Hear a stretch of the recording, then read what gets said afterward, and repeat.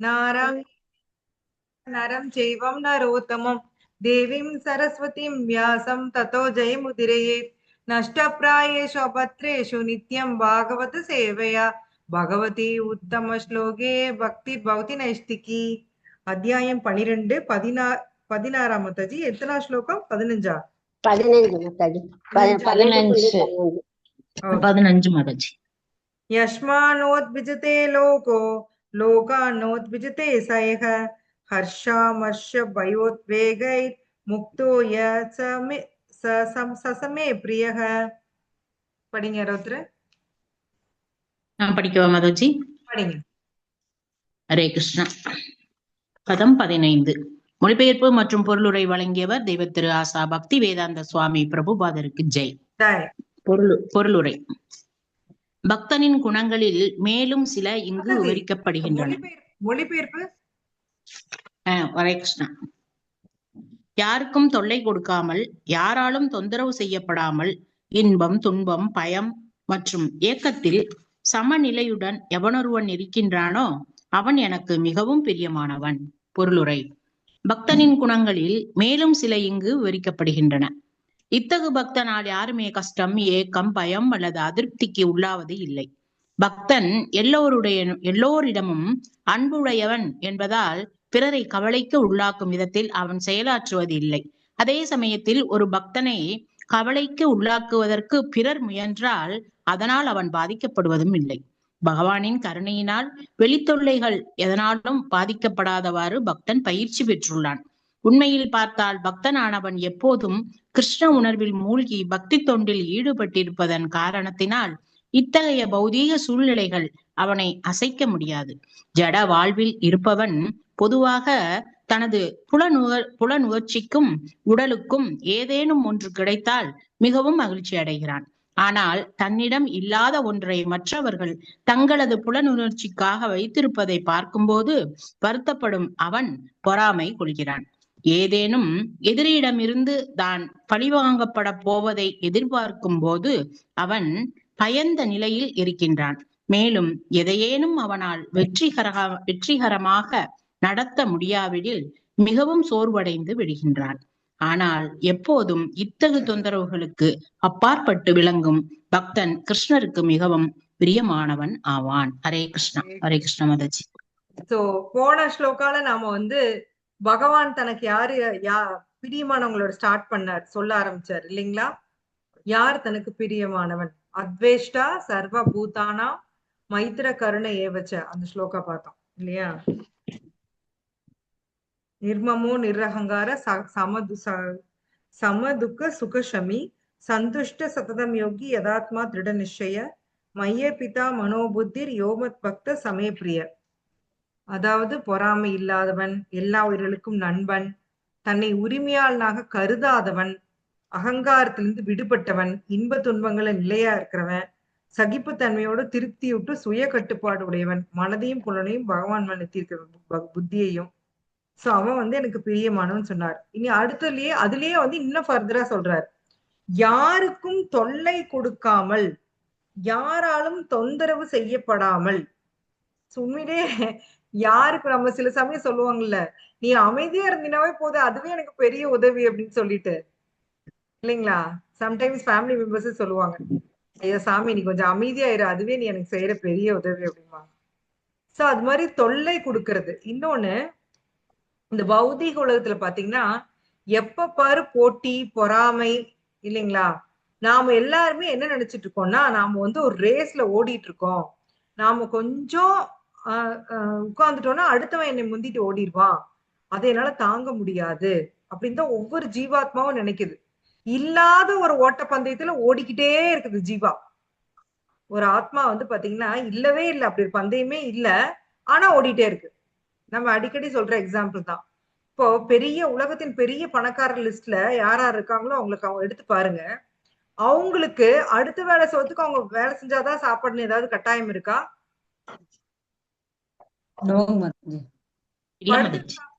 படுத்துக்கிட்டு கூட அவங்க சாப்பிடலாம் இல்லையா? எத்தனை ஜெனரேஷனுக்கு வேணாலும் படுத்துட்டு சாப்பிட்டா கூட 10 தலைமுறைக்கு தாங்கும், அத்தனை சொத்து வச்சிருக்காங்க. ஆனா அவங்க எங்கேயாச்சும் அமைதியா படுக்கிற பாத்திருக்கீங்களா? இல்லைங்க மாதாஜி, கிடையவே இல்ல கிடையாது. மாதாஜி. இன்னும் அந்த இன்னும் ரெண்டு இன்னும் இன்னும் ஓடிட்டே அடுத்தவன் முந்திடுவானோ, நம்மள முந்திடுவானோன்னு பயமா இருக்கும்.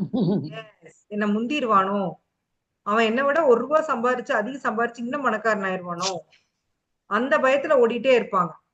ஆனா அவ்வளவுதான் நீங்க என்னதான் நீங்க பண்ணீங்கனாலும் உள்ளுக்குள்ள உங்களுக்கு ஒரு வெறுமை இருக்கதான் செய்யும் இல்லைங்களா? எவ்வளவு பெரிய பணக்காரரா இருக்கட்டும், அவங்களால சந்தோஷப்பட முடியுமான்னு கேட்டா இல்லை. உள்ளுக்குள்ள ஒரு வெறுமை இருந்துகிட்டே இருக்கு. அதனாலதான் பாத்தீங்கன்னா அவங்களும் வந்து ஒரு கட்டத்துக்கு மேல என்ன பண்ணுவாங்கன்னா தான தர்மம் பண்ண ஆரம்பிப்பாங்க. பாத்திருக்கீங்களா? எஸ் மாதாஜி. தானம் தர்மம் எல்லாருக்கும் கொடுக்க, சரி அதுல ப்ரெஷர் வருதான்னு பாக்கலான்ட்டு ட்ரஸ்ட் ஆரம்பிச்சு ஏழை குழந்தைங்களுக்கு ஹெல்ப் பண்றது, இந்த மாதிரி கவர்மெண்ட் ஏதாச்சும் ஒரு ப்ராஜெக்ட் போட்டா அதுக்கு ஹெல்ப் பண்றது, இந்த மாதிரிலாம் வந்து அவங்க பண்ண ஆரம்பிப்பாங்க. ஏன்னா அது மூலம் கொடுக்கறது மூலமா ஒரு சந்தோஷம் வருதா அப்படின்னு பாக்கலாம் அப்படின்னு பண்ண ஆரம்பிப்பாங்க. அதான் பகவான் சொல்றாரு, நீ செயலோட பலனை தியாகம் பண்ணு. ஆனா அத வந்து பகவான் தனக்காக பண்ண சொல்றாரு. அவங்க அவங்க என்ன பண்றாங்கன்னா அத வந்து அந்த மாதிரி சோசியல் சர்வீஸ் சொல்லி பண்றாங்க. சரி அதுலதான் சந்தோஷம் கிடைக்குதுன்னு பாத்தீங்கன்னா ஒரு கட்டத்துக்கு மேல அதுலயும் கிடைக்காது. ஏன் இல்ல, ஏன் வந்து அந்த சந்தோஷம் வரல அப்படின்னு ஒரு நிமிஷம் நின்னு யோசிக்கணும். நமக்கு பகவானோட இருந்த அந்த கனெக்ஷன் கட் ஆயிருக்கு இல்லைங்களா? பகவான் கூட நாம கனெக்ட் ஆகி இருந்தோம். ஆனா அவரு வேண்டாம், எனக்கு இந்த பௌதிக உலக சந்தோஷம் தான் வேணும்னு சொல்லிட்டு நம்ம இங்க வந்து உட்கார்ந்துட்டு இருக்கோம். சோ அந்த கனெக்ஷன் கட் ஆயிருச்சு இல்லையா? அதனாலதான் நமக்கு சந்தோஷம் வரல. இன்னொன்னு என்னன்னா, நாங்க அன்னைக்கு கூட அந்த பிரேயர்ஸ் படிச்சுட்டு இருந்தப்போ ஹீலிங் பிரேயர்ஸ் ஒரு புக்ல இருந்து சிஸ்டர் காலையில கிளாஸ் கொடுத்துட்டு இருக்காங்க. அதுல என்ன போட்டிருந்ததுன்னா பொய் அகங்காரம். பொய் அகங்காரம் இருக்கு இல்லைங்களா? நம்மளுடைய பொய் அகங்காரம். அகங்காரமே பொய் தான். சோ அகங்காரம் வச்சுக்கோங்க. அகங்காரம் என்ன பண்ணுதுன்னா நமக்கும் பகவானுக்கும் இடையே ஒரு சுவரை எழுப்புதாமா. அந்த சுவர் எதனால ஆனதுன்னா பெருமை அகந்தை. பெருமை அகந்தை இது 2 நாள் ஆன ஒரு சுவரை வந்து பொய் அகங்காரம் எழுப்புது. சோ நம்மளையும் பகவானே அது பிரிக்குது. சரி பகவானை மட்டும்தான் பிரிக்குதான்னு பாத்தீங்கன்னா, நாம யார்ட்டையாவது ஒரு டீப் ரிலேஷன்ஷிப்ல போலான்னு நம்ம நினைக்கிறப்போ அப்பவும் உன்னுடைய அகங்காரம் தடுக்குதான். வேண்டாம் போகாத, காயப்பட்டுருவ, யார்கிட்டயுமே ரொம்ப டீப் ரிலேஷன்ஷிப்புக்கு போகாத அப்படின்னு சொல்லி அந்த அகங்காரம் நம்மளை தடுக்குதாம். அதுலதான் நம்ம கஷ்டப்படுறோம். உண்மையிலேயே பார்த்தா ஆத்மா வந்து ரொம்ப நல்லவனா, எல்லாருக்கும் கொடுக்கணும்னு நினைப்பானா, அன்பு நிறைய கொடுப்பானா, அன்பு நிறைய வாங்கிக்குவானா, அதுல வந்து ரொம்ப சந்தோஷமா இருப்பானா ஆத்மா. ஆனா தான் இந்த உடல் தன்னைய அடையாளப்படுத்திக்கிறதுனால அந்த அகங்காரம் என்ன பண்ணுதுன்னா அவனை எல்லார்கிட்ட இருந்து பிரிக்குதான். அதனாலதான் தனிமை. சோ ஒரு மனுஷனுக்கு 2 விஷயம் பார்த்து பயம். ஒண்ணு தனிமை, இன்னொன்னு மரணம் இல்லைங்களா? இத பார்த்து பயப்படாம யாராவது இருக்காங்களா? இல்லைங்க மாதாஜி, எல்லாத்துக்குமே பயம். எல்லாருமே பயம்தான். எல்லாருக்கும் பயம். தனிமை ரொம்ப பயம். ஏன் வந்து வயசானா நம்மளுக்கு வந்து லைஃப் வந்து பேர்டன் ஆகுதுன்னா தனிமை. தனிமையினாலதான் பேர்டன் இல்லைங்களா? அதே மாதிரி மரண பயம். மரண பயம் இல்லாதவங்க யாருமே கிடையாது. இந்த பௌதிக உலகத்துல ஒருத்தர் கூட கிடையாது. எல்லாருக்குமே மரண பயம் உண்டு. தினம் கேக்குறோம், தினம் பாக்குறோம், தினம் கேக்குறோம். குழந்தைங்க அடிபட்டு சாகுது, சூசைட் பண்ணி சாகுதுங்க, எத்தனையோ விஷயம் நம்ம காதுல கேக்குறோம். சோ அது கேக்குறப்பெல்லாம் நம்மளுக்கு உடனே ஒரு பயம் வந்துடும். ஐயோ நானும் அப்படிக்கே செத்துருவணும். நம்ம வந்து சமயத்துல மேல படி ஏறி எங்கேயோ ரொம்ப உயரமான மாடிக்கெல்லாம் போனா கீழே பார்த்தோம்னா நம்மளுக்கு அப்படி பயம் வரும் இல்லைங்களா? உழுந்து நான் செத்துருவேன்னா என்னமோ மாதிரிலாம் பயம் வரும். போபியான்னு சொல்லுவாங்க. அது ஏன்னா நம்ம ஏற்கனவே போன ஜென்மத்துல அந்த மாதிரி செத்துருப்போம், ஏதாச்சும் விழுந்திருப்போம் எப்பயாவது. நம்ம தான் பல கோடி ஜென்மமா சுத்திட்டு இருக்கோமே, அதுல ஏதோ ஒரு ஜென்மத்துல விழுந்து செத்துருப்போம். அதனால எனக்கு வந்து அது ஸ்ட்ரைக் ஆகுது. நீ இங்கிருந்து நீ குதிச்சின்னா செத்துருவ, பயமா இருக்கு உனக்கு, விழுந்துராது. அந்த மாதிரி நம்மளுக்கு வந்து நமக்கு தோணுது. போபியா அப்படின்னு சொல்லுவாங்க. மேல இருந்து பாக்குறப்போ ஒரு பயம். நிறைய போபியா இருக்கு. தண்ணீர் பயம், ஒவ்வொருத்தருக்கும் ஒவ்வொரு பயம். மாதாஜி அதுக்குத்தான் அந்த நம்ம மனசுல உள்ள இம்ப்ரெஷன் சொல்றதா மாதாஜி, பழைய ஜென்மத்துல. எஸ் இது எனக்கு புரியல மாதாஜி, வேற கிளாஸ்ல எல்லாம் கேட்டப்ப. இதுதான் இப்ப நீங்க சொல்லும்போ புரியுது. எப்பவோ இந்த அனுபவிச்சது நமக்கு இப்ப அது வந்துட்டு நம்ம மனச இது பதிவு பண்ணுது இல்லைங்களா? மனசுல பதிவாயிருக்கு. பதிஞ்சிருக்கு. நம்ம சூட்சும உடல் வந்து ஒரு டேப் ரெக்கார்டர்னு வச்சுக்கோங்க. நம்ம பண்றது எல்லாமே அதுல பதிவாயிட்டே தான் வரும். நம்ம இந்த பாடி தான் மாத்துறோம், சூட்சும உடலை மாத்துறது இல்ல. அந்த சூட்சும உடல்ல எல்லாமே ரெக்கார்ட் ஆயிட்டு வந்துட்டு இருக்கு. அந்த பதிவுகள் தான் இம்ப்ரெஷன்ஸ். நான் நேத்து ஒரு பாகவதம் கிளாஸ்ல எனக்கு இது வந்தப்போ அது புரியல மாதாஜி எனக்கு. இப்போ புரிஞ்சிருச்சு, இப்ப புரிஞ்சு போச்சு பகவான் மாதாஜி. வந்து இன்டைரக்டா உங்களுக்கு ஆன்சர் கொடுக்குறாரு. ஆமா மாதாஜி, கண்டிப்பா.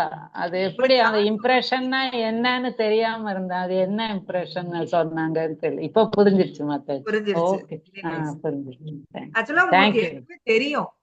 ஏற்கனவே தெரியும், அது ஒரு சின்ன விளக்கத்து மூலமா புரியுது. ஏன்னா நிறைய கிளாஸ் கேட்டிருக்கீங்க. எஸ் மாதாஜி, பகவான் இந்த மாதிரி thank you. Hare thank you Mataji. Hare. So யாருக்கும் தொல்லை கொடுக்காமல் இருக்கிறது பக்தன் மட்டும்தான் அப்படின்னு பகவான் சொல்றாரு. ஏன்னா பௌதீகமா நீங்க வந்து மத்தவங்களுக்கு தொல்லை கொடுக்க கூடாதுன்னு நினைச்சு பண்றது கூட தொல்லையாயிரும், ஏதோ ஒரு தொல்லை வந்துரும். சோ பக்தன் மட்டும்தான் அப்படி இருக்க முடியும்.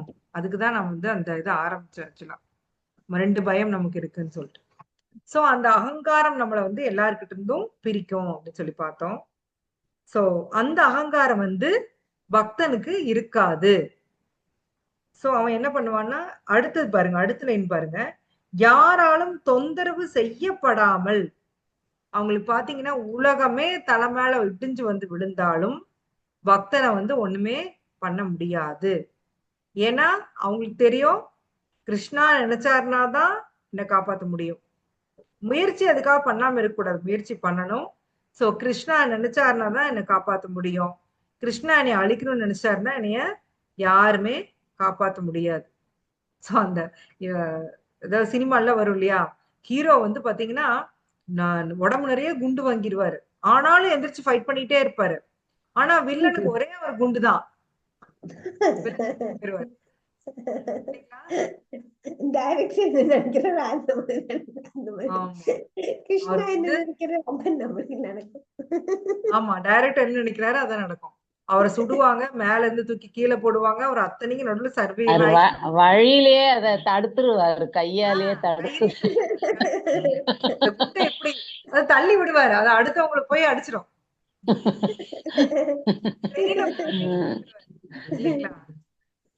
ட்ரெயினை கூட தடுத்துருவாரு, காரை தூக்குவாரு, எல்லாம் பண்ணுவாங்க. அது வந்து அங்க வந்து டைரக்டர் தான் கிருஷ்ணா.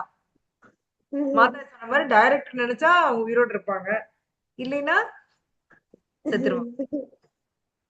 சோ யார் பக்தன் மட்டும்தான் அவனுக்கு என்ன பிரச்சனை வந்தாலும் அதை சரியான முறையில் புரிந்து கொள்வான். அதனால அவன் நிம்மதியா இருக்கான், அதனால அவனை யாரும் தொந்தரவு பண்ண முடியாது. ஆனா நாம பௌதீக கான்சியஸ்ல இருக்கிறப்போ கஷ்டம் வந்ததுன்னா, ஐயோ இந்த கஷ்டத்துக்கு எதிர்த்த வீட்டுக்காரங்காரம் அவன் வந்து என் மேல கண்ணு வச்சுட்டான், நான் வந்து வீடு கட்டினங்காட்டி அவன் என் மேல கண்ணு வச்சுட்டான், கார் வாங்கினங்காட்டி என் மேல கண்ணு வச்சுட்டான், அதனாலதான் இது நடந்திருக்கு, கடவுளுக்கு கண்ணே இல்ல, எனக்கு எப்படி லைஃப்ல எப்படி நடக்கலாம்.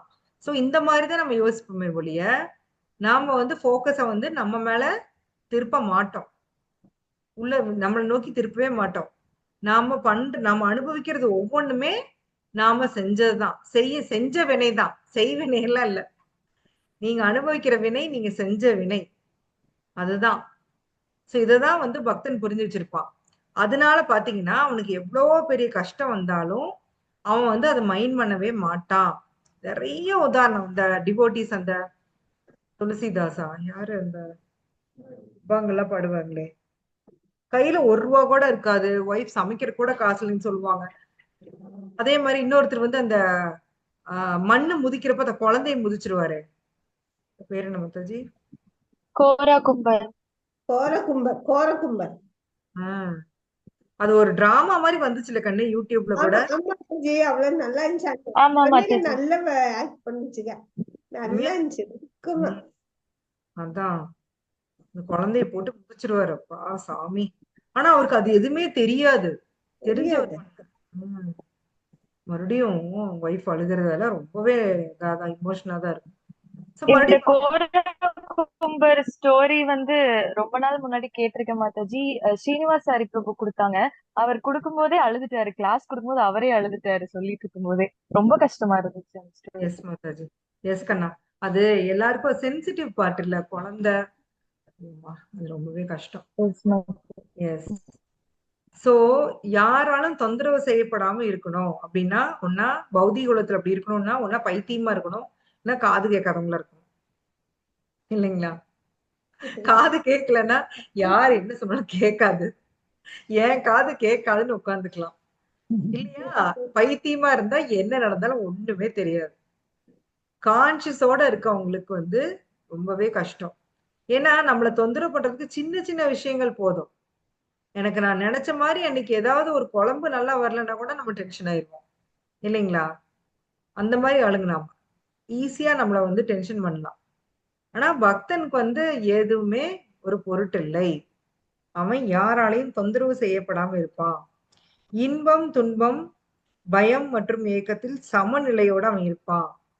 சோ இந்த இன்பம் துன்பம் ரெண்டுலயும் சமநிலையோட எப்படி இருக்கிறது? நீங்களே எனக்கு சொல்லுங்க, எப்படிதான் இருக்கிறது?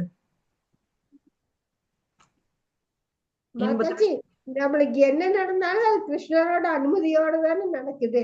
அப்படிதான் நினைக்கணும். ஆனா அந்த பக்குவம் இன்னும் வரல மாதாஜி. அப்படி நினைக்கணும் நினைக்கணும்.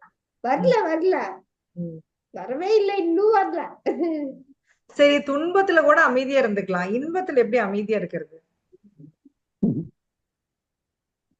இல்ல, ரொம்ப மகிழ்ச்சி அடையணும், ஆனா துள்ளி குடிக்க கூடாது. ரொம்ப ரொம்ப எமோஷன் காட்ட வேண்டியதில்ல. சரி, சந்தோஷம், கடவுள் கொடுத்ததுக்கு நன்றி, அவ்வளவுதான். அதாவது நீங்க சந்தோஷமெல்லாம் படுங்க, வேண்டான்னு சொல்ல, நல்லா துள்ளி கூட குதிங்க. ஆனா உள்ளுக்குள்ள என்ன வரணும்னா, இதுவும் கிருஷ்ணா கொடுத்ததுதான், இதுக்கு எனக்கு தகுதியே இல்ல, ஆனா எனக்கு இது கிருஷ்ணா கொடுத்திருக்காரு. சோ நான் இன்பம் நினைக்கிறதும் கிருஷ்ணா கொடுக்கறதா, துன்பம் நினைக்கிறதும் கிருஷ்ணா கொடுத்ததுதான். சோ இதெல்லாம் வந்து இதுக்காக நான் பெருசா எதுக்கும் அழட்டிக்க தேவையில்லை. இத வந்து நம்ம புரிஞ்சுக்கணுமா?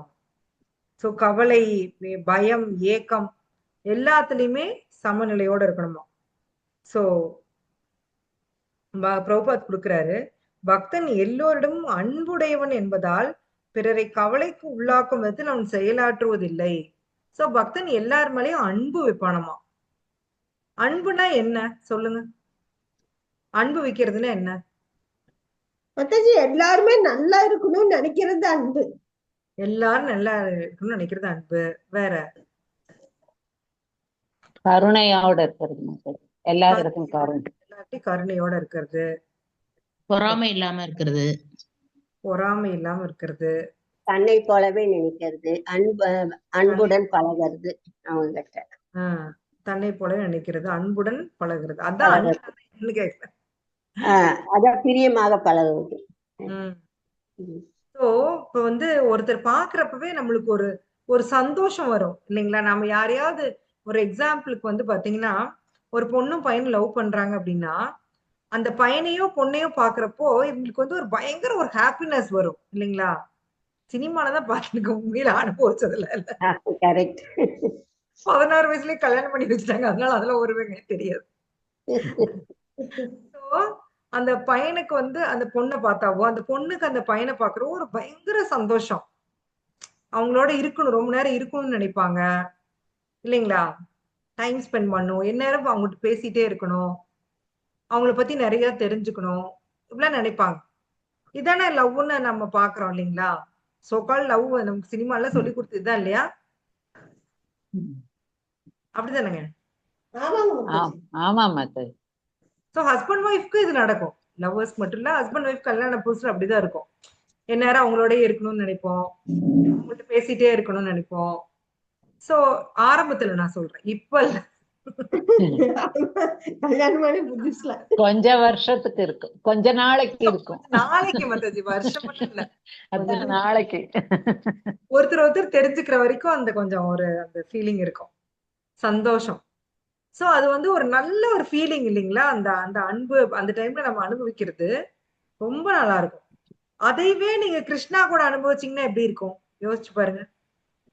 அந்த இடத்துல அந்த பையனையோ புள்ளையோ தூக்கிட்டு கிருஷ்ணா அங்க இருக்காரு. நீங்க நேரம் அவரை பார்க்கணும்னு நினைக்கிறீங்க, அவர்கிட்ட பேசிட்டே இருக்கணும்னு நினைக்கிறீங்க, அவரை பத்தி தெரிஞ்சுக்கணும்னு ஆசைப்படுறீங்க. இப்படி இருந்தா எப்படி இருக்கும்? ரொம்ப நல்லா இருக்கும். அதான் கிருஷ்ண பிரேமை. அவ்வளவுதான், ரொம்ப சிம்பிள். சரிங்களா? சோ நாம இந்த பௌதீக விஷயத்து மேல கான்சென்ட்ரேட் பண்றோம் இல்லையா, அது எல்லாம் பகவானை நோக்கி திருப்புறது. அவ்வளவுதான். பகவானை நோக்கி திருப்பினீங்கன்னா உங்களுக்கு அந்த ஏமாற்றம் கூட வராது. இந்த பௌதீக ரிலேஷன்ஷிப் எல்லாத்துலயுமே கடைசியில என்ன நிக்குதுன்னா ஏமாற்றம் தான், இல்லைங்களா? ஆக்சுவலா அந்த ஹஸ்பண்ட் ஒய்ஃப் ரிலேஷன்ஷிப்குள்ளே பாருங்க, டக்குன்னு ஒரு குழந்தை வந்துடணும். குழந்தை வந்துருச்சுன்னா அந்த குழந்தைய பேஸ் பண்ணி மிச்ச லைஃப் எல்லாம் ஓடிடும். இல்லைன்னா அது உடனே ரெண்டு பேருக்கும் நிறைய கான்ஃபிளிக்ஸ் வரும். ஏன்னா வெவ்வேறு சூழ்நிலையில வளரக்கூடிய ஆண் பெண் ரெண்டு பேரும் ஒரே வீட்டுக்குள்ள இருக்கிறப்போ கண்டிப்பா நிறைய பிரச்சனைகள் வரும். சோ அங்க வந்து ஒரு குழந்தை வந்து எல்லாத்தையும் ஸ்மூதன் பண்ணும். ரெண்டு பேரும் அந்த குழந்தைக்காக வேண்டி டிஸ்கஸ் பண்ணும், பேசிக்குவாங்க. அந்த குழந்தைய ஹாப்பியா வச்சுக்கணுங்கிறதுக்காக இவங்களும் வந்து ஏதோ ஒண்ணு யோசிச்சு அந்த மாதிரி பண்ணுவாங்க. சோ அப்ப அந்த ரிலேஷன்ஷிப் வந்து ஸ்மூதா போகும். இல்லைன்னு வச்சுக்கோங்க, பிச்சுக்கும். ஆனா கிருஷ்ணா கான்சியஸ்ல பாத்தீங்கன்னா அங்க பகவானோட பக்தர்கள் எல்லோருமே பகவானை திருப்திப்படுத்தணும் அப்படிங்கிற அந்த ஒரே ஒரு மோட்டிவ் தான் அவங்களுக்கு இருக்கும். சோ பகவானை திருப்திப்படுத்தணுங்கிறப்பவே ஆட்டோமேட்டிக்கா பகவானுடைய பக்தர்களையும் திருப்திப்படுத்தணும், இல்லைங்களா? இப்போ என்னை வந்து ரொம்ப பிடிச்சி என் குழந்தைய ரொம்ப பிடிக்கலைன்னா எனக்கு அவங்கள பிடிக்குமா? இல்ல. அதனாலதான் பக்தர்களுக்கு வந்து இவ்வளவு முக்கியத்துவம். பாகவத்திலே ஆகட்டும், பகவத்கீதையிலே ஆகட்டும், பக்தர்களுக்கு வந்து நம்ம அதிக இம்பார்ட்டன்ஸ் பகவான் கொடுக்கிற காரணம் என்ன அப்படின்னா, பக்தன் சந்தோஷமா இருந்தா யார் சந்தோஷமா இருப்பா? பகவான் சந்தோஷமா ஆகுவார். எஸ், அதான் ரொம்ப சிம்பிள் லாஜிக். நீங்க என்னால கிருஷ்ணாவை போய் திருப்திப்படுத்த முடியல அப்படின்னா, ஏன்னா கிருஷ்ணா என் கண்ணுக்கே தெரியல. அப்போ அவரோட பக்தர்களை திருப்திப்படுத்து, அவங்களுக்காக ஒர்க் பண்ணு, அவங்களுக்கு ஏதோ ஒரு வேலை பண்ணி கொடுங்க. என்னால நேர்ல வர முடியலையா, அப்ப ஏதோ ஒரு பணம் கொடுங்க. இல்லையா, இப்போ கிளாஸ் கொடுக்குறோமா, கிளாஸ் அட்டன் பண்ணுங்க. ஏதோ ஒரு ஏதோ ஒரு விதத்துல அன்பு செலுத்துறது, ஏதோ ஒரு விதத்துல. சோ இந்த அன்புக்கு தான் ஒவ்வொரு ஜீவாத்மாவும் ஏங்குது மாதாஜி. எல்லாருக்குமே என்னன்னா நம்மள எல்லாரும் நல்லா கவனிச்சுக்கணும், நல்லா கொஞ்சணும். இப்படிதான் ஒவ்வொரு ஜீவாத்மாவுக்கும் ஆசை. குழந்தைங்களாம் பாத்தீங்கன்னா குழந்தையா இருக்கப்போ கொஞ்சணும்னா அவங்களுக்கு ரொம்ப பிடிக்கும். என் பையன்லாம் சின்ன வயசுல முத்தம் கொடுத்துன்னா அப்படி கண்ணத்தை இப்படி காமிச்சு நிப்பான், முத்தம் கொடு அப்படின்ட்டு. வந்தோடனே அவன் வந்து கட்டி பிடிச்சு கொஞ்சணும். அப்பதான் வந்து அவனுக்கு அந்த குட்டி குழந்தையா இருக்கப்போ அவ்வளவு ஏங்கும். குழந்தைங்களுக்கே பாருங்க பொதுவாவே கொஞ்சனா ரொம்ப பிடிக்கும். கிருஷ்ணாவுக்கு அப்படிதான். கிருஷ்ணாவுக்கும் அவரை வந்து கொஞ்சனா ரொம்ப பிடிக்கும். ஏன் அப்படின்னா எல்லா ஜீவாத்மாக்கும் அந்த அந்த டெண்டன்சி இருக்கு. ஏன் கிருஷ்ணாக்கு இருக்கிறனால நம்மளுக்கு இருக்கு. நம்மள எல்லாரும் நம்மளே கவனிச்சுக்கணும், நல்லா பாத்துக்கணும், கொஞ்சணும். சோ இதெல்லாம் வந்து தப்பும் கிடையாது, தப்பும் இல்ல. சோ இது பக்தர்கள் ஒருத்தருக்கு ஒருத்தர் அன்பு பரிமாறிக்கொள்வது. எப்படி பரிமாறிக்கிறாங்கன்னா, நீங்களும் பகவான் குழந்தை, நானும் பகவானோட குழந்தை. அப்ப வந்து எல்லாருமே ஒரு தாய் மக்கள், இல்ல ஒரு தந்தை மக்கள் கூட வச்சுக்கோங்க, இல்லையா? ஒரே ஃபேமிலி, வாசுதேவ குடும்பம். நம்ம எல்லாருமே ஒரே ஃபேமிலி தான். ஒன் சென்ஸ் வெவ்வேறு ஃபேமிலியா இருக்கலாம், ஆனாலுமே எல்லாருடைய ரூட் எங்க இருக்குது? பகவான். எஸ், அதனால நம்மள ஒரே ஃபேமிலியா இல்லையா? ஒரே ஃபேமிலி தான் மாதாஜி, ஒரே ஃபேமிலி தான். உலகம் பூரா ஒரே குடும்பம் தான், வாசுதேவ குடும்பம். சோ இது புரிஞ்சுக்காம தான் இந்த நாட்டுக்கு, அதாவது இவன் வந்து என் வரப்புல இருந்து ஒரு அடி சேர்த்தி கட்டிட்டான், போட அவன் அருவாள்ல, என்னோட வரப்பு எடுத்து சேர்த்தி கட்டலாம்? இந்த நாட்டுக்கும் என் நாட்டுக்கும் அந்த மீனவர்கள் போய் எங்க நாட்டு எல்லையில வந்து மீன் பிடிக்கிறாங்க, அவங்கள சுட்டு. பாகிஸ்தானுக்கு இந்தியாவுக்கும் பார்டர் பிரி, அந்த பக்கம் யாராவது வந்தா சுடு, அங்கிருந்து இங்க வந்தா சுடு. சோ இதெல்லாம் வந்து எவ்வளவு பைத்தியக்காரத்தனம் இல்லையா? பகவான் எங்கேயாவது பார்டர் பிரிச்சிருக்காரா பாருங்க? எங்கேயாவது அவர் கோடு வரைஞ்சு இது இந்தியா, இது பாகிஸ்தான், இது ஏசியா, ஆப்பிரிக்கான்னு குறிச்சிருக்காரா? நம்மதான் குறிச்சு வச்சிருக்கோம். மேல இருந்து பாத்தீங்கன்னா எல்லாமே ஒண்ணுதான், இல்லைங்களா? இந்தியா தனியா பாகிஸ்தான் தனியா இருக்காது, எல்லாமே ஒண்ணுதான். நம்ம தான் கோடு பிரிச்சுக்கிட்டோம். கோடு பிரிச்சுக்கிட்டு என் மொழி, என் நாடு, என் இனம், இந்த மாதிரி இருக்கிறவங்கள பாகவத்துல வந்து என்ன சொல்றாங்க தெரியுமா உங்களுக்கு? மூடாத்மா. கோகர, கோகர, கழுத, கழுத. கழுதைன்னு சொல்றாங்க பாகவத்துல. இந்த மாதிரி நாடோட மொழியோட தன்னை அடையாளப்படுத்திக்கிறவங்க. ஏன்னா இந்த அழியக்கூடிய இந்த உடலை போய் இந்த மாதிரி அடையாளப்படுத்திக்கிறது எவ்வளவு பைத்தியக்காரத்தனம். நீங்க நிரந்தரமாவே இந்த பாடியில இருந்துருவீங்களா என்ன? நீங்க ஒரு கன்னடம் பேசுற குடும்பத்துல பிறந்தாலோ, தமிழ் பேசுற குடும்பத்துல பிறந்தாலோ எப்பவுமே நித்தியமா இருந்துருவீங்களா? இந்த பாடிக்கு அழிவு வந்தே தீரும். மறுபடியும் நீங்க எந்த மொழியை எடுத்து ஃபைட் பண்ணீங்களோ அந்த குடும்பத்துல கொண்டே கிருஷ்ணா அடுத்து போடுவார். அப்ப நீங்க அதுக்கு எதிராக போய் ஃபைட் பண்ணுவீங்க. இப்படியே லூசு தரமா சுத்திட்டு இருக்கிறோம் நாம இந்த பௌதிக உலகத்துல. ஒரு சைடு ஒரு டீம் எடுக்கிறது, அப்புறம் அடுத்த சைடு மறுபடியும் அடுத்த ஜென்மத்துல அந்த டீமுக்கு போறது, மாறி மாறி பண்ணிட்டு இருக்கோம் நம்ம. சோ இதெல்லாம் வந்து பாகவத்துல பாத்தீங்கன்னா நம்ம கழுவி ஊத்துறாங்க. நேத்து கூட நான் ஒரு இதுல எக்ஸாம்பிள் பார்த்தேன். என்னன்னா நாரதர் வந்து பிராச்சீன பர்கி அப்படிங்கிற ராஜாக்கு வந்து எக்ஸாம்பிள் சொல்லி தந்துட்டு இருப்பாரு. ஒரு உருவக கதை சொல்லுவாரு. என்னன்னா ஒரு பூங்காவனம் இருக்கு. அதுல சில மான்கள் வந்து உலாவிட்டு இருக்காமா. அங்க பாத்தீங்கன்னா அழகான தும்பி, பட்டாம்பூச்சி இதெல்லாம் இருக்கான். அந்த மான்னா சந்தோஷமா சுத்திட்டு இருக்கான். ஆனா ஒரு சைடு பாத்தீங்கன்னா ஒரு புலி ரெடியா இருக்கு. புலி என்ன பண்ணும்? மானு பிடிச்சு சாப்பிடும். எஸ், அடிச்சு சாப்பிட்டுரும். இன்னொரு சைடு பாத்தீங்கன்னா ஒரு வேடன் அவனுடைய வில்லுல ரெடியா அம்ப வச்சுட்டு நிக்கிறானாமா. அவன் இப்படின்னு விட்டுட்டானா முடிஞ்சிருச்சு. ஆனா அங்க பாத்தீங்கன்னா அந்த மான் சந்தோஷமா விளையாண்டு இருக்கு. ஒரு சைடு யார் இருக்கா? வேடன் ஒரு சைடு, புலி ஒரு சைடு. யாரு வந்தாலும் என்னாச்சு? என்ன ஆயிரும்? மானுக்கு ஆபத்துதான். யாரோ ஒரு மானா சொல்லுங்க, யாரோ ஒரு மான பத்தின ஸ்டோரியா? இல்ல மாத்த, நம்மள பத்தின ஸ்டோரி தான். எஸ், நம்மளதான் உருவக கதையா நாரதர் சொல்றாரு. உன்ன டெத் வந்து துரத்திக்கிட்டே இருக்குது. டெத் ரெடியா இருக்கு உன்னை திங்கிறதுக்கு, இல்லையா? முக்குணங்கள் உன்னை ஆட்டி வச்சிட்டு இருக்கு. அப்புறம் என்ன பண்ணுது? அந்த முதுமையை ஒண்ணு துரத்திட்டு இருக்கு. ஆனாலும் நீ வந்து என்ன நினைச்சுக்கிற? சந்தோஷமா வாழ்ந்துட்டு இருக்க. எனக்கு என்னங்க, நான் இந்த பௌதிக உலகத்துல ஹாப்பியா இருக்கேன். என் புள்ள பையன்லாம் செட்டில் பண்ணிட்டேன். அவங்களும் ஹாப்பியா இருக்காங்க, நானும் ஹாப்பியா இருக்கேன். I am very very happy. Happy இன்று முதல் ஹாப்பின்னு பாடுவோம். அடுத்த நாள் காலையிலேயே ஏதோ ஒரு சுளுக்கு வரும், இல்லைங்களா? இதுல இருந்து இந்த டெம்பரரி ரிலீஃப், அதாவது ஒரு கஷ்டத்துக்கும் இன்னொரு கஷ்டத்துக்கும் நடுவுல ஒரு கேப் இருக்கு இல்லையா? அததான் நம்ம ஹாப்பினஸ் நினைக்கிறோம். ஒரு ஸ்கேல் இருக்கு அப்படின்னா, ஒரு கஷ்டம் வருது, இந்த பாயிண்ட்ல ஒரு கஷ்டம் வருது, அப்புறம் தீந்துருது, அப்புறம் நான் கொஞ்ச நாள் கஷ்டம் வரல, அப்புறம் இந்த பாயிண்ட்ல கஷ்டம் வருது. சோ அந்த நடுவுல இருந்த அந்த கொஞ்சோண்டு கேப் தான் வந்து நம்ம ஹாப்பினஸ் நம்ம நினைக்கிறோம். அது உண்மையான ஹாப்பினஸா?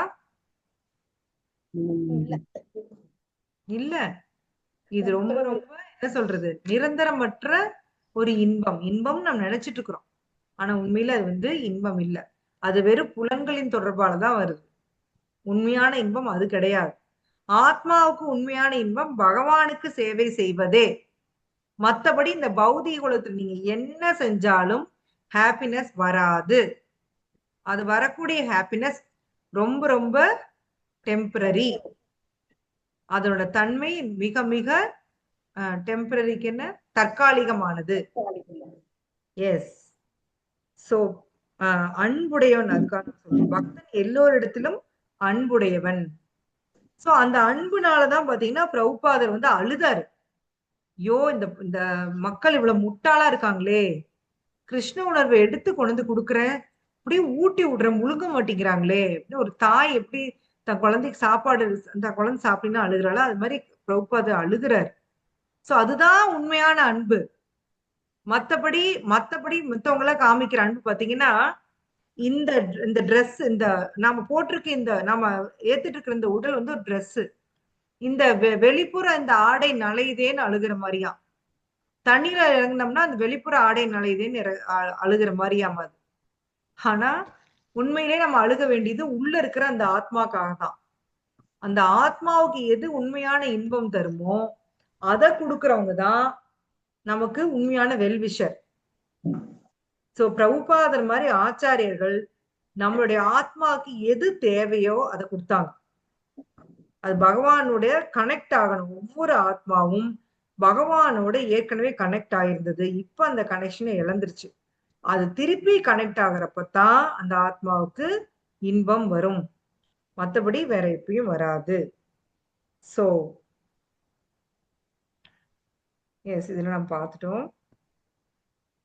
பக்தன் எப்போதும் கிருஷ்ண உணர்வில் மூழ்கி பக்தி தொண்டில் ஈடுபட்டிருப்பதன் காரணத்தால் இத்தகைய பௌதீக சூழ்நிலைகள் அவனை அசைக்க முடியாது. யார் ஒருத்தர் பக்தியில ஸ்டெடியா இருக்காங்களோ அவங்கள எந்த பௌதீக சூழ்நிலையுமே எதுவுமே பண்ண முடியாது. நான் பார்த்தோம் இல்லையா, ஸ்ரீவாஸ் தாகூர் என்ன பண்ணாரு தம் பையன் செத்தப்போ?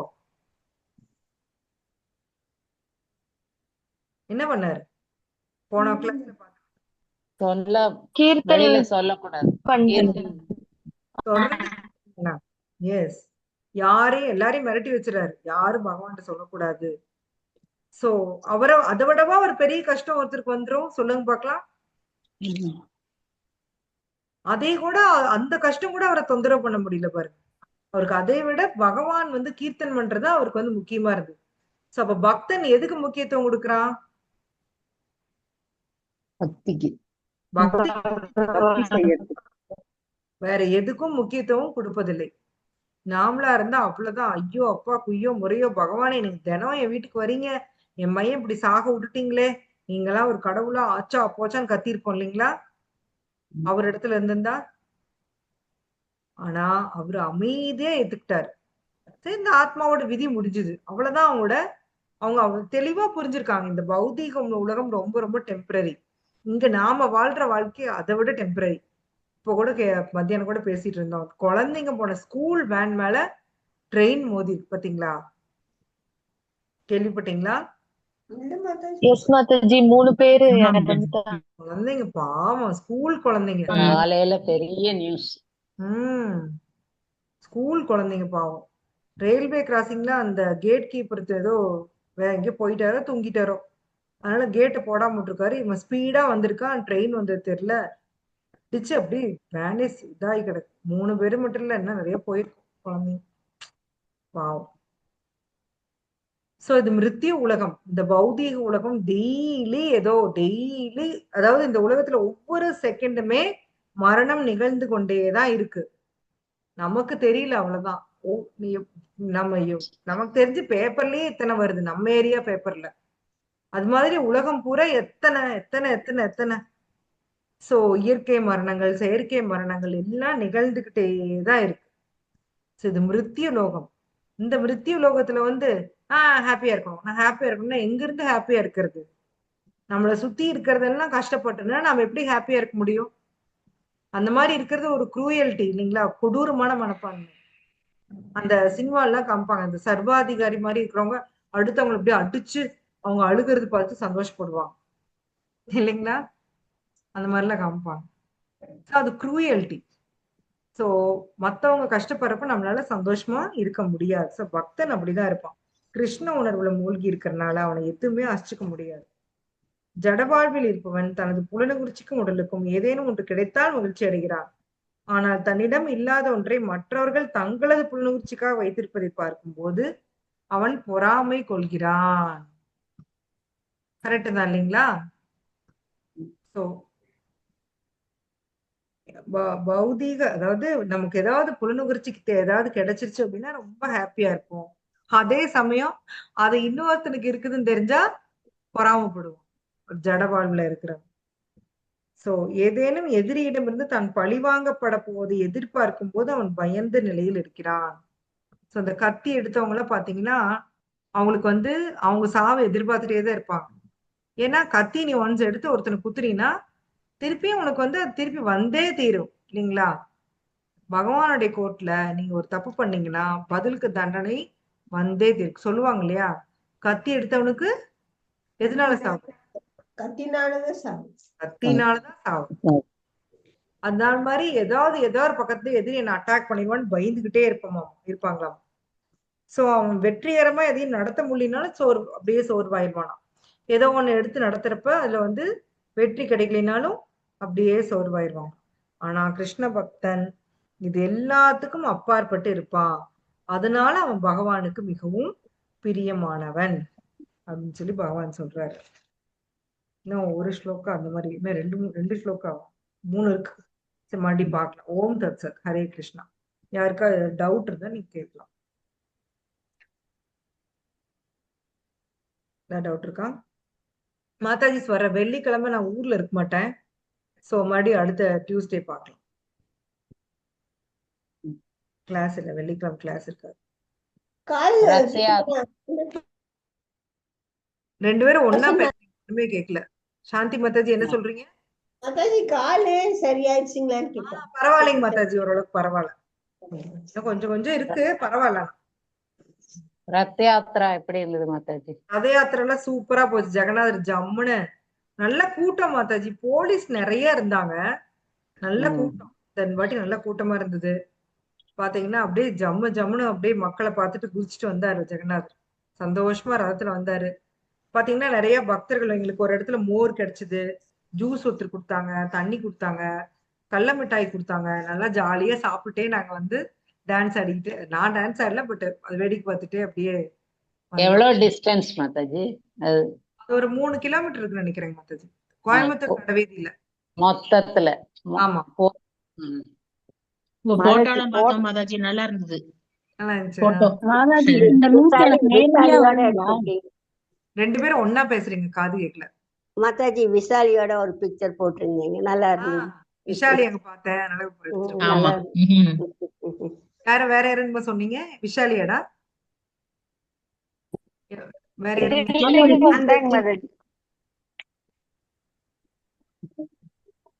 யாரும் மழை லைட்டா வந்துச்சு, நல்லா இருந்துச்சு. மாதிரி வந்துச்சு. ஈவினிங் வர்ற மழை வந்து ஆனந்த வர்ஷினியாமா அன்னைக்கு ஒருத்தர் சொன்னாரு. சோ பகவான வந்து ஹாப்பியா இருக்கா. கொஞ்ச நேரம் தானடா, அப்புறம் நின்றுச்சுல்ல மழை. கொஞ்ச நேரம் ஆமா மாதாஜி, ஆனா குட் சைன் மாதிரி இருந்தது, நல்லா இருந்துச்சுல்ல. தேர் இழுக்க ஸ்டார்ட் பண்ணும்போதே நல்ல லைட்டா ட்ரெஸ்லிங் நல்லா இருந்துச்சு. சூப்பரா இருந்துச்சு. உண்மையிலேயே நான் தான் நினைச்சேன், பக்தர்களை ஒண்ணு சேர்த்தி பகவானை பாக்குறது, பக்தர்களை ஒண்ணு சேர்த்தி பாக்குறதே ஒரு ஹாப்பினஸ். எல்லாரும் ஹரே கிருஷ்ணாக்கு வந்து எல்லாம் குதிக்கிறது, ஆடுறது எல்லாம் பாக்குறப்போ அவ்வளவு ஹாப்பியா இருக்கு. ஒவ்வொரு அந்த யூத் எல்லாம் வந்து குதிச்சாங்க, டான்ஸ் ஆடினாங்க. அவ்வளவு நல்லா இருந்துச்சு அந்த சூழ்நிலையே.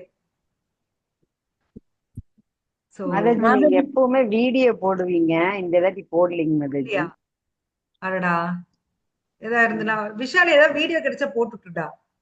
ஓகே மாதாஜி, நான் வருஷம் போடுவீங்க, இந்த வருஷம் போடல. அப்படியா? தெரியலையே, நான் கவனிக்கல. நான் எதுவும் எடுக்கல.